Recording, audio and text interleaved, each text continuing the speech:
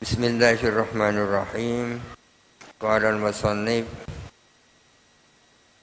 Abu Hamid Hujjatul Islam Al-Ghazali rahimahullahu ta'ala wa nafa'ana bihi wa amaddana bi asrarihi wa afadha alaina min barakatihi wa anwarihi wa ulumihi fid dharain amin. Bismillahirrahmanirrahim. Al-babul awwalu fi haddihi wa haqiqatihi wa isbatihi. Bab yang pertama tentang definisinya nasakh, hakikat nasakh, dan menetapkan nasakh.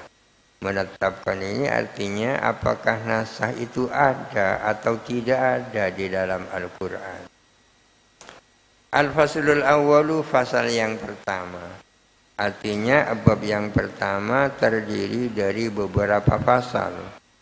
Fasal yang pertama fi haddihi wa haqiqatihi, tentang definisi nasakh, wa haqiqatihi, dan hakikat nasakh. Amma hadduhu, adapun definisinya nasakh, fa'lam, maka ketahuilah, annan naskha, bahwa sesungguhnya nasakh, ibaratun anir raf'i wal izalati, adalah ungkapan tentang raf'i, menghilangkan atau mengangkat.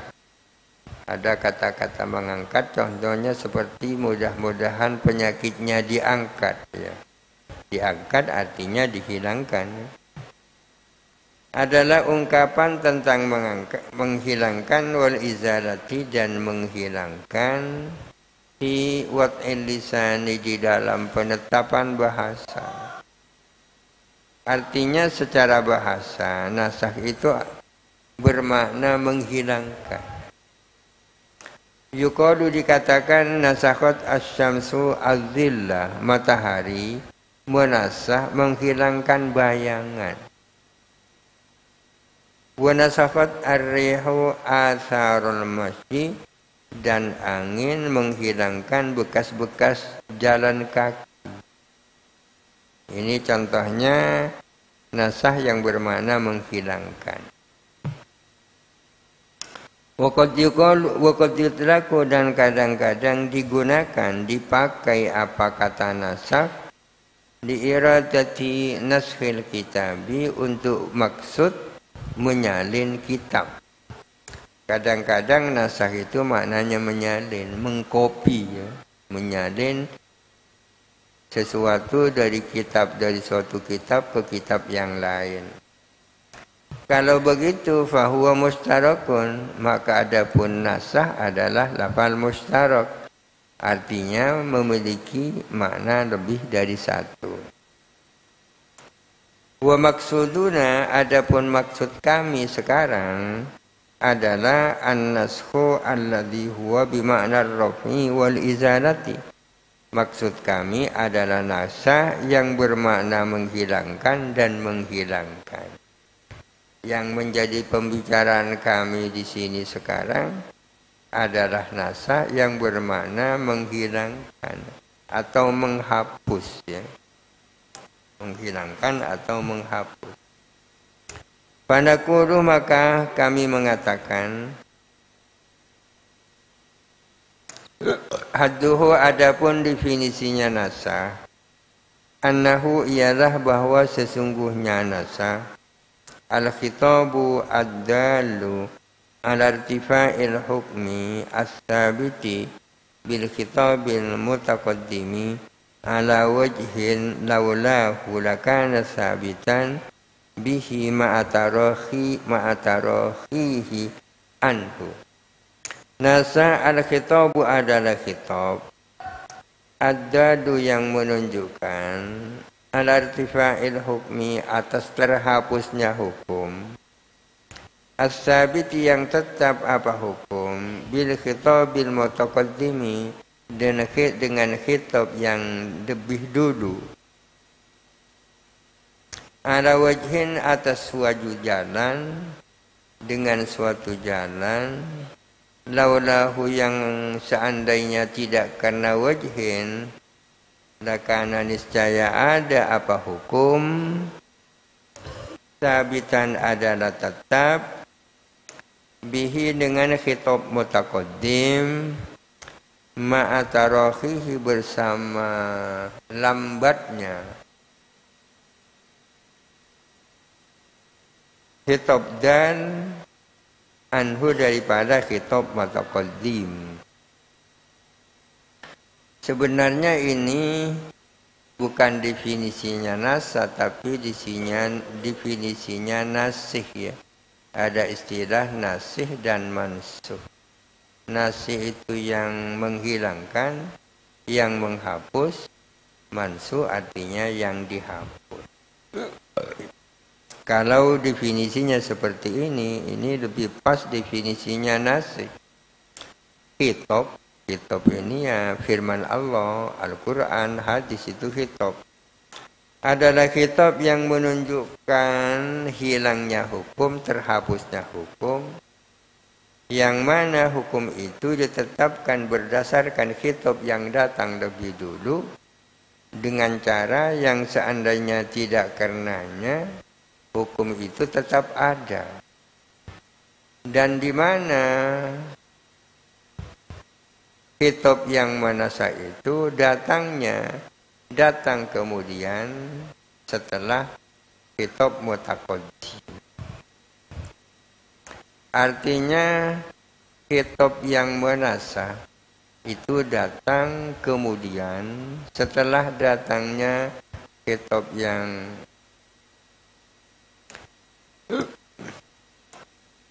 yang manasa, yang menasih ya. Itu datang kemudian, datangnya lambat setelah khitab yang menjadi dalil tetapnya hukum.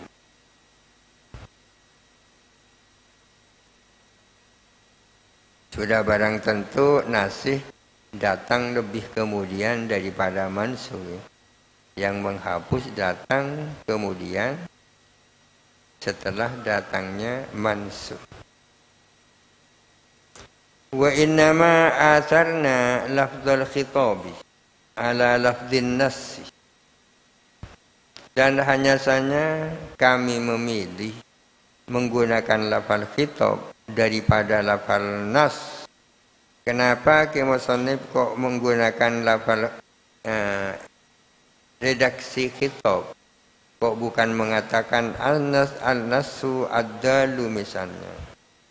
Tujuannya liyakuna syamilan, agar supaya ada apa khitab? Syamilan lil lafzi adalah mencakup kepada lafal,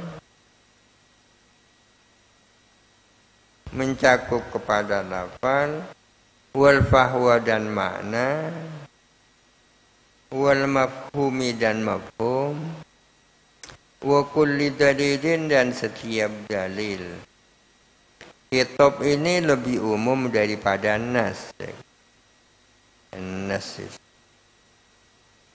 Karena kata-kata khitab itu meliputi lafal, meliputi makna yang ada di dalam lafal, dan meliputi makna yang difaham dari lafal, dan meliputi setiap dalil itu kalau khitab.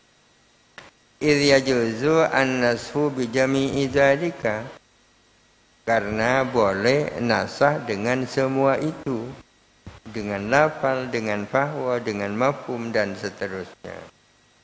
Oleh karena itu musannif lebih menggunakan khitab daripada nas.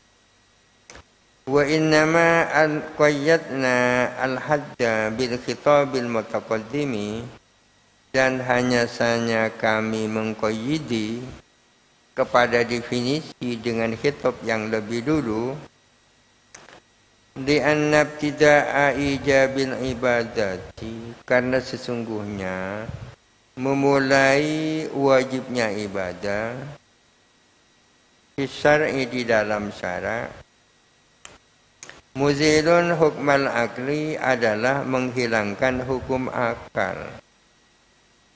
Hukum akal itu berupa apa? Min bara'atiz zimmati, berupa lepasnya tanggungan. Wala yusamma naskhan, dan tidak dinamakan apa ibtidaul ijab, naskhan kepada nasah. Li'annahu, karena sesungguhnya ibtidaul ijab lam yuzil hukma khitabin, tidak menghilangkan hukumnya khitab.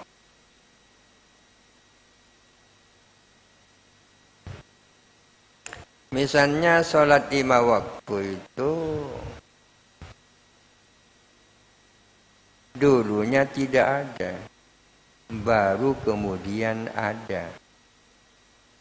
Wajibnya sholat 5 waktu itu berdasarkan khitab.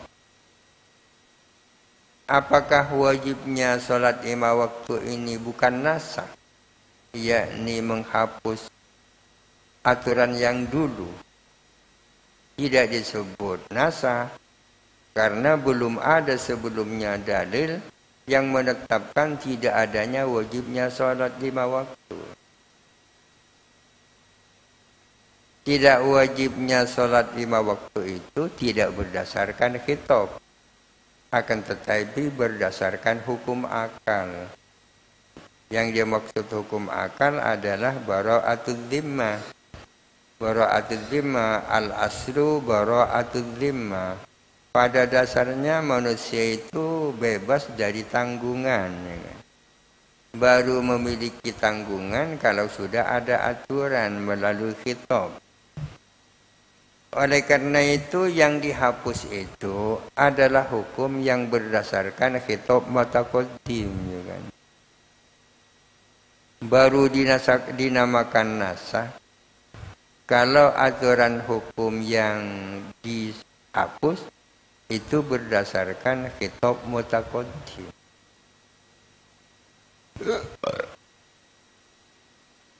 Sedangkan tidak wajibnya sholat 5 waktu itu tidak berdasarkan khitab. Oleh karena itu khitab yang mewajibkan sholat 5 waktu tidak bisa disebut menghapus terhadap hukum yang ada. Makanya di dalam definisi dikatakan bil khitabil mutaqaddim, dengan khitab yang datang lebih dulu. Nasakh adalah khitab yang menunjukkan hukum, yang menunjukkan hilangnya hukum yang berdasarkan khitab yang datang lebih dulu.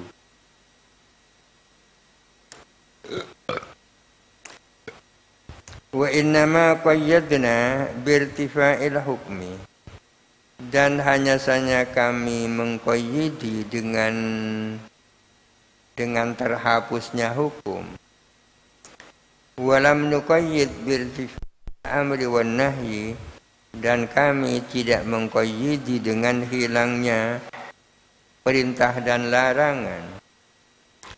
Dia umma jami'a anwa'il hukmi, agar supaya mencakup kepada seluruh macam-macam hukum, minan nadbi wal karahati wal ibahati, meliputi sunnah, makruh dan ibahah. Fajami'u dzalika qad yunsahu, maka adapun semua itu kadang-kadang bisa dimansuh. Artinya kenapa Musannif kok menggunakan istilah irtifa'il hukmi, terhapusnya hukum, kok tidak menggunakan terhapusnya perintah atau larangan?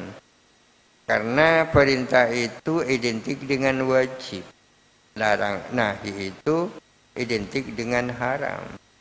Sementara yang bisa dimansuh itu bukan hanya wajib, bukan hanya haram, akan tetapi juga nadab, karahah dan ibahah.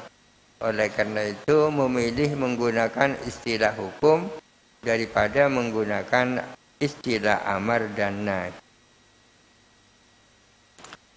Wa innama qulna laulahu lakana al-hukmu sabitan, Dan hanya saja kami mengatakan laulahu lakana al-hukmu sabitan, yang andai kata tidak ada, yang andai kata bukan karena cara itu, lakana al-hukmu sabitan, niscaya ada apa hukum adalah tetap. Kenapa kami mengatakan seperti ini? Itu lianna hakikatan naskhi ar-raf'u, karena hakikat nasa itu adalah menghapus atau menghilangkan. Hakikat nasa itu adalah menghapus. Falau lam yakun hadza sabitan, lam yakun hadza rafi'an. Seandainya tidak ada apa yang ini itu tetap, niscaya tidak ada apa yang ini adalah menghilangkan.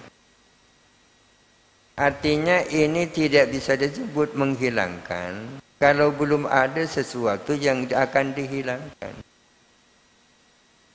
Kalau tidak ada sesuatu yang sabit, tidak akan ada sesuatu yang rofi. Sabit itu sesuatu yang ada, rofi adalah menghapus apa yang sudah ada. Tidak akan bisa disebut rofi kalau tidak ada sabitnya.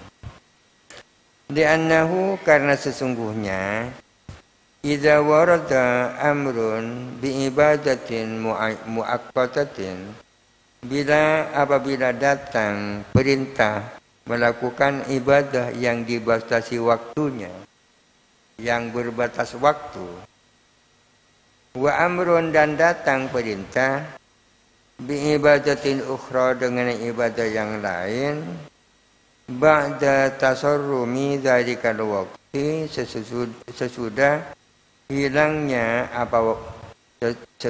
hilangnya waktu itu, la yakunu as-tsani naskhan, maka tidak ada apa yang kedua adalah nasa.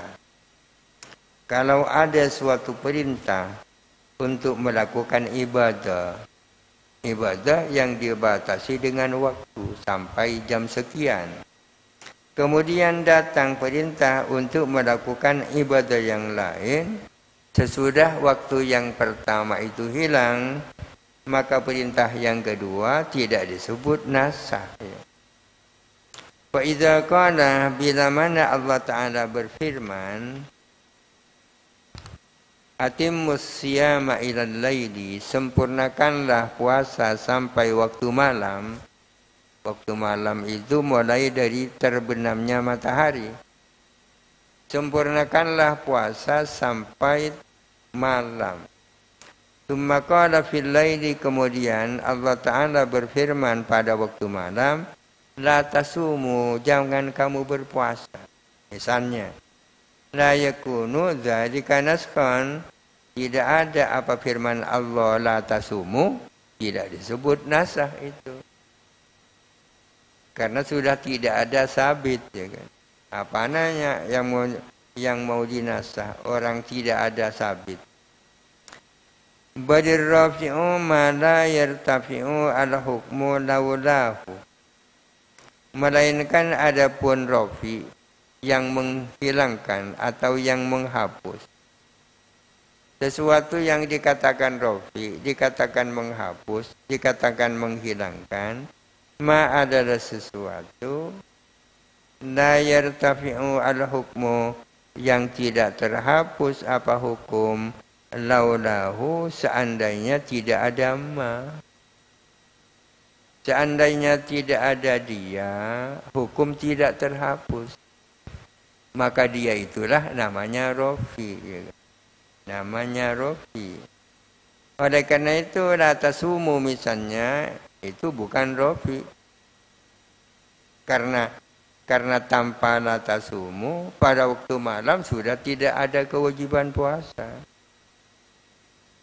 Wa innama kunna ma'atarakhihi anhu, dan hanya saja kami mengatakan ma'atarakhihi anhu, beserta lambannya dalil nasih, lambannya khitab nasih, anhu dari khitab mansih. Artinya khitab yang menghapus itu datang kemudian setelah khitab yang mansuh. Kenapa kami mengatakan seperti itu? Li'annahu, karena sesungguhnya lawit tasara, andai kata bersambung apa khitab nasih bihi dengan khitab mansuh, lakana bayanan wa itmaman di makna al-kalami. Niscaya ada apa khitab mutaakhir,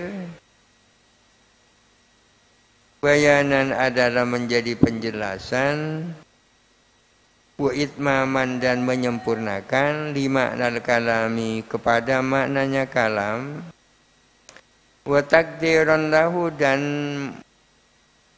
menentukan lahu kepada kalam, bimuddatin dengan masa, au syartin atau syarat.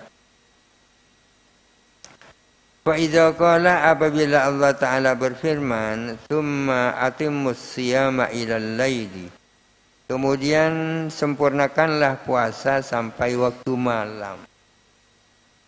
Faqauluhu, maka adapun firman-Nya Allah ilal laili, la yakunu nasfan, bukan nasa.